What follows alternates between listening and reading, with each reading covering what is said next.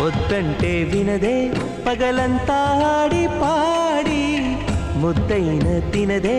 పరిగెత్తే పైడి లేడి చిలకల్లే చెవిలో ఎన్నో సులాడి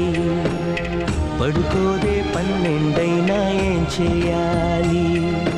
గుమ్మాడి గుమ్మాడి ఆడిందంటే అమ్మాడి డాడీ ఊపిరిలో మురిసే కూచిపూడి